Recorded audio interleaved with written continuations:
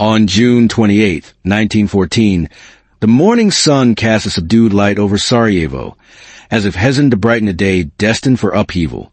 A delicate mist lingered along the Miljacka River, softening the edges of bridges and buildings, and enveloping the bustling city in an almost dreamlike tranquility.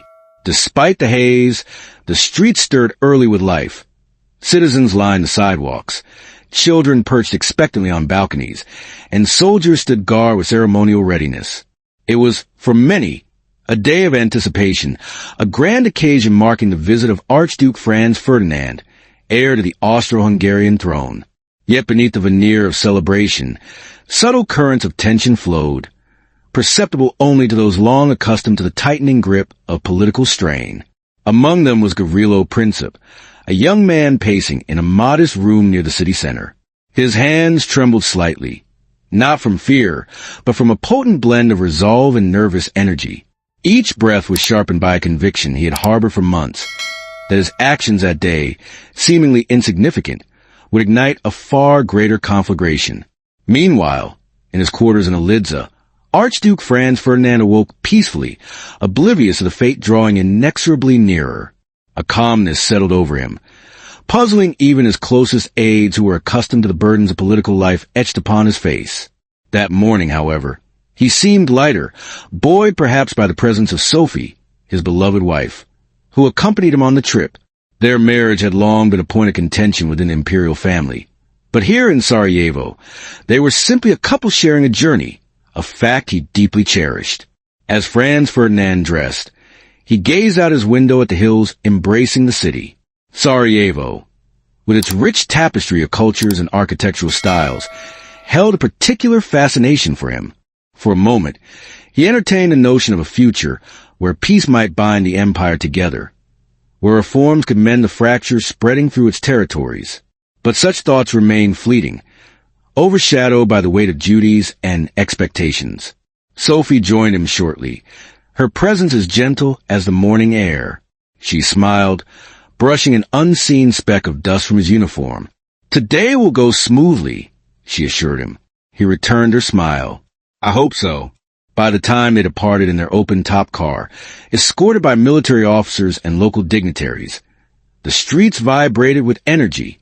People leaned forward, waving flags or simply observing, drawn into the spectacle. The car engines purred softly, moving in a dignified procession through narrow lanes where shopkeepers paused their work to catch a glimpse of royalty. But not all eyes watching reflected admiration. Hidden within the crowd, members of the nationalist group known as the Black Hand waited with chilling stillness. They were young, perhaps too young to fully grasp the magnitude of the history they were about to make, but old enough to feel the weight of its expectations pressing upon their aspirations. Each had been assigned a specific task. Placement along the route, weapons concealed, and a sense of purpose instilled in them like armor. Nedeljko Kabranovic was the first to act.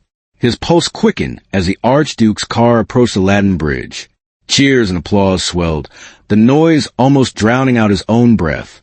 As the vehicle drew near, he pulled a pin from a grenade and hurled it toward the car. For a moment, the world seemed to hold its breath. But the grenade bounced off the folded canopy of Franz Ferdinand's car and exploded beneath the vehicle behind it. Smoke billowed, cries erupted, and chaos rippled through the crowd. Soldiers rushed to aid the injured, while civilians fled in panic. The Archduke's driver accelerated instinctively, pushing the car forward, away from the danger. For the conspirators, the plan seemed to unravel. Kabranovic, apprehended after a failed suicide attempt, was seized by authorities, and the remaining members scattered in confusion. Gavrilo Princip, who had yet to act, found himself disoriented, wandering toward a nearby bakery, seeking a moment to collect his thoughts. The failure left him feeling empty. Months of preparation now seemed futile. Meanwhile, Franz Ferdinand insisted on continuing the visit, though concern now etched itself deeper into Sophie's face. Several officials urged the couple to cut the trip short, citing the attack as a clear and present danger.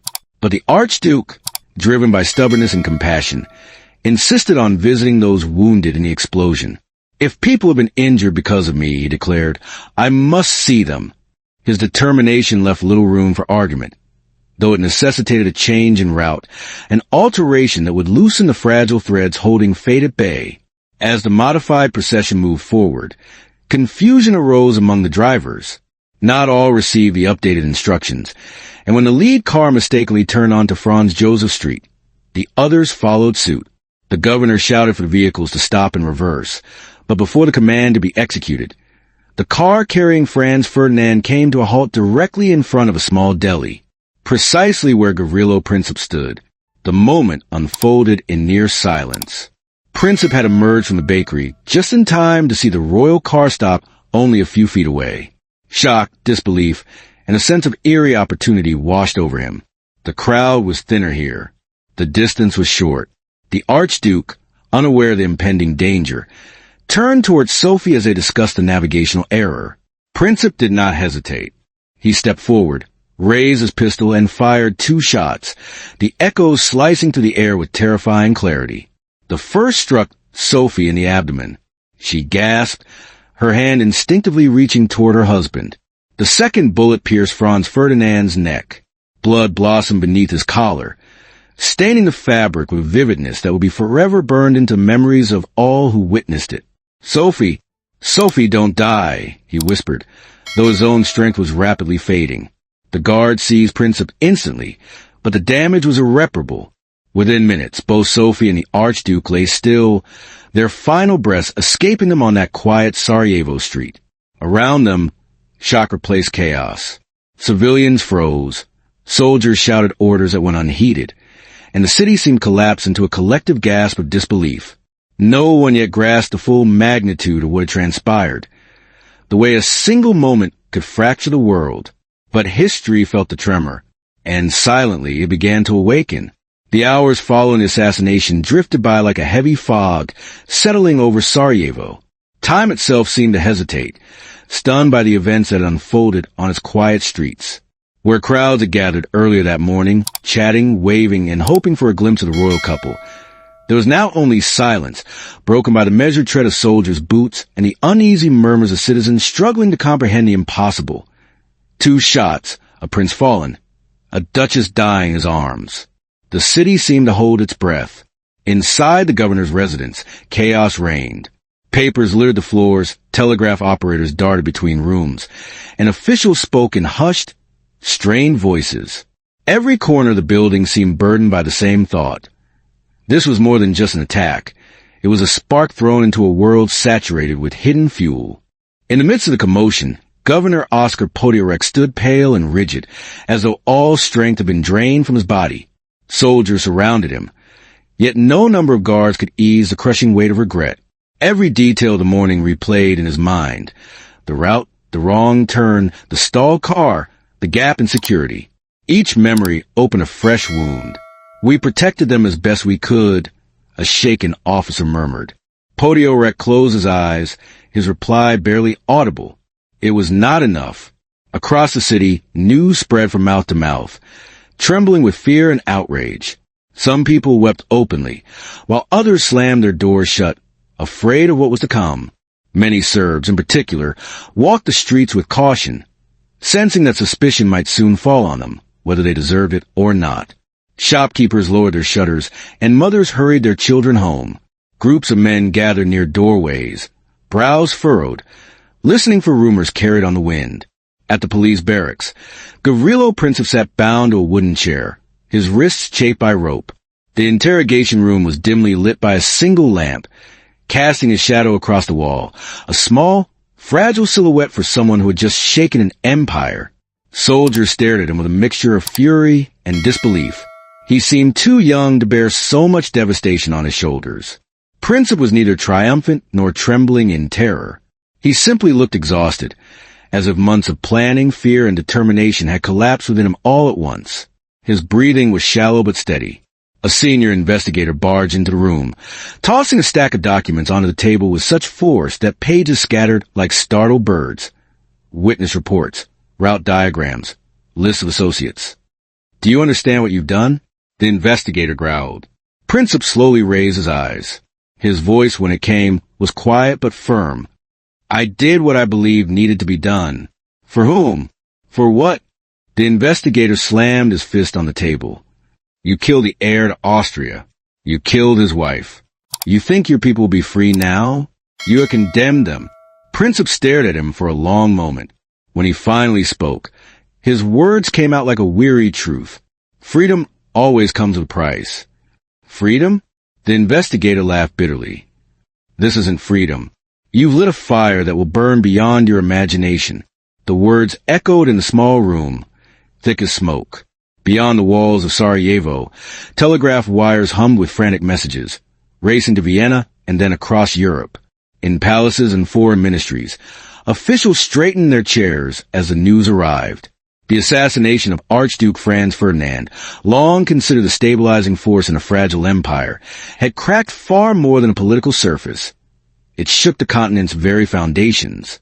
In Vienna, Emperor Franz Joseph received the message with heavy silence. The old man's face, already etched with decades of grief, grew even more drawn. Losing his heir was not merely a political blow. It was a deeply personal one, reopening wounds from a lifetime of royal tragedies. His advisors circled him like anxious birds, urging swift action. Some demanded revenge against Serbia, while others pleaded for caution, warning that Europe stood on a precipice, where one rash move could plunge nations into darkness. Finally, the emperor spoke, his voice thin but resolute. Prepare what must be prepared, but beware, one wrong step may doom us all. His words lingered in the air, fragile as glass. Meanwhile, in a small chapel in Sarajevo, the bodies of Franz Ferdinand and Sophie lay side by side. Candlelight flickered across their still faces, casting shadows that danced gently on the walls. Soldiers stood beside them, heads bowed, the silence profound and mournful. The room felt suspended in time, separate from the chaos outside, filled instead with a quiet sorrow for what could never be undone. Radoslav, a young guard assigned to the chapel, stood closest to the coffins. Hours earlier, he had watched the Archduke wave to crowds, the Duchess smiling graciously. To see them like this broke something inside him. He whispered softly, as though speaking to ghosts. If only the driver had turned earlier, if only we had reacted faster. But history does not move backward to comfort the living. At Sarajevo's railway stations, locomotives hissed as troops boarded trains. Soldiers marched briskly, some glancing nervously toward the streets, others too young to fully grasp what was happening. It was not war, not yet, but war was a shadow stretching across every platform. In a quiet apartment near the river, Maria, a widow, listened to the city with a familiar dread. Years ago, her husband had perished due to political violence. Now, feeling the rising tension, her heart trembled like a frightened bird. Her young son Ivan clung to her skirt. "Mama," he asked softly, "are we safe?" She brushed a hand across his hair. "Something sad happened today, my love. Grown-ups sometimes do terrible things." She longed to promise him safety, but no promise felt true anymore. "We can only hope," she whispered, more to herself than to the boy. Across Sarajevo, similar scenes unfolded. Families huddled together, neighbors whispering predictions, people staring at the darkening streets with unease. The whole city seemed to vibrate with a single question, whispered beneath every breath. What comes next? As night fell, lanterns flickered in the narrow alleys. Soldiers tightened their patrol routes, while officials worked through endless reports. Telegraph demands and accusations raced across borders. The Miljacka River flowed silently, carrying the faint reflection of streetlights like scars across its surface. And far beyond Sarajevo, in capitals and war rooms, the echoes of those two gunshots spread outward. They were small now, faint like distant thunder, but with each passing hour, they grew louder, rolling across Europe. What had begun as a violent act on a quiet street was transforming into something far greater. A tremor beneath nations, a fuse that had already been lit. The morning after the assassination cast a muted stillness over Sarajevo, as if the entire city were holding its breath. Dawn crept across the rooftops, touching the river with threads of pale gold, but that light felt strangely disconnected from the heaviness in the streets. People walked slowly, their whispers subdued, their faces bearing the unsettled weight of uncertainty. Some shops remained closed, some doors barred. Soldiers patrolled with vigilance that seemed to intensify with each passing hour. News of the Archduke's death had not simply spread. It had permeated everything, settling in corners like a cold draft. Those who watched the motorcade the day before now replayed the scene in their minds endlessly, as if hoping to discover something different, something that could somehow undo what had happened. But nothing changed. The shots had been fired.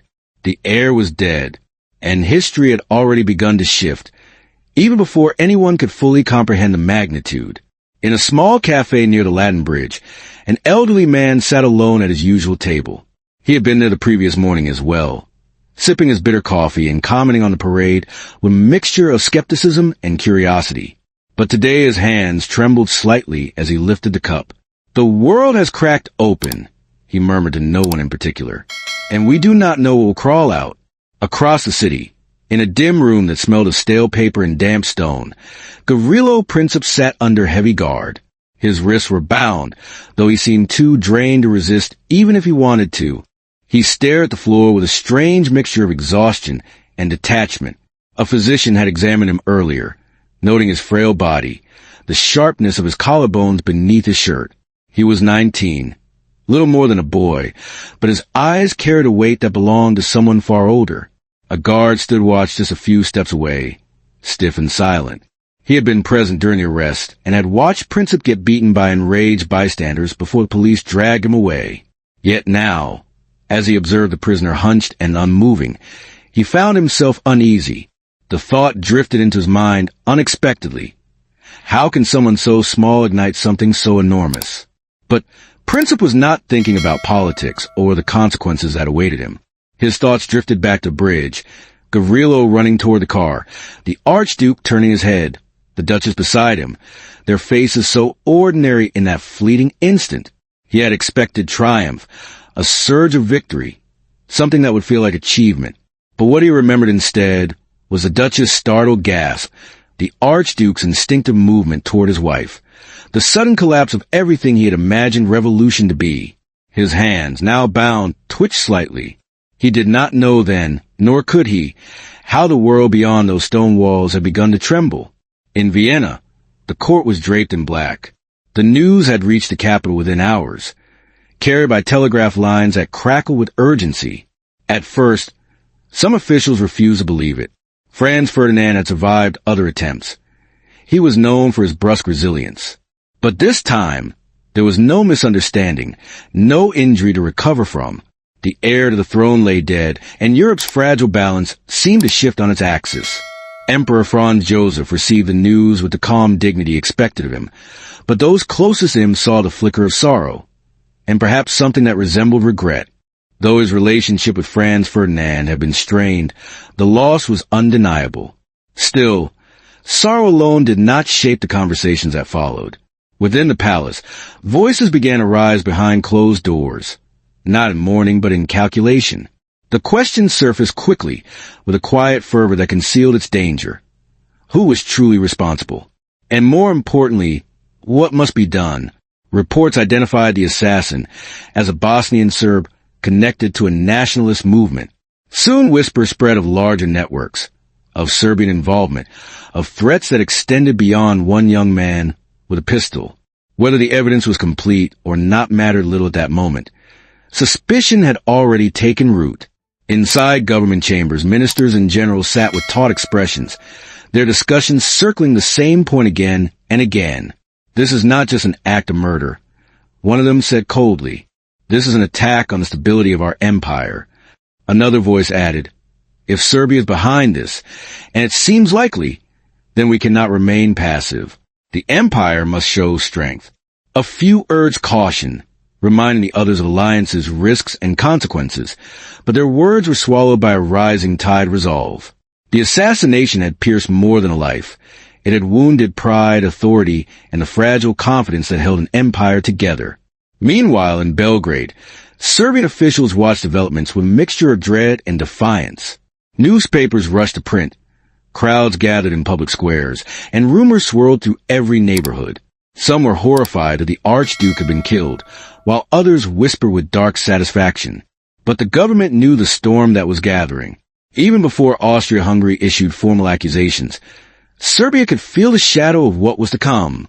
In Sarajevo, Nedeljko Kabranovic, another conspirator, sat in a separate cell, nursing the injuries inflicted by an outraged mob. He replayed the attempt he failed to execute, the moment he hurled his bomb only for it to bounce off the Archduke's car. He remembered swallowing the cyanide capsule afterward, believing it would secure his escape from capture, but the poison had been too weak, and the river he leapt into too shallow. Now he waited, unsure what fate would find him. The authorities interrogated them one by one, gathering fragments of confession, conviction, and ideology. But each statement, each revelation, only intensified the sense that the tragedy was part of something larger. And as word spread through diplomatic channels, one truth became clearer by the hour. Europe's alliances, carefully woven over decades, were beginning to tighten like ropes around the continent. Across the city, funeral preparations for Franz Ferdinand and Sophie moved forward with solemn precision. Their bodies were placed in simple coffins, modest by royal standards, but in accordance with the Archduke's wishes. Yet even the funeral procession could not escape the tension brewing beneath the surface. Soldiers stood rigid along the route, scanning the crowds for any sign of unrest. At the same time, in a quiet corner of Sarajevo, a schoolteacher gathered her students and spoke softly about the uncertainty that lay ahead. The children listened with wide eyes, sensing her unease even if they did not fully understand its cause. Outside, the distant sound of marching boots echoed faintly, a reminder that the city had changed overnight. As dusk wrapped itself around Sarajevo once more, the moon rose over the river, casting a silvery sheen across the water. The bridge stood silent, the same place where the shots had echoed, where a single moment had ruptured a fragile piece of the continent. People walked past it quietly, as if passing a grave. And though no one could yet see fully beyond the horizon, all could feel the invisible current gathering strength, an undercurrent that would soon pull millions into a conflict unlike anything the world had ever known. The spark had been struck, and Europe, trembling, stood on the edge of a fire that had only just begun.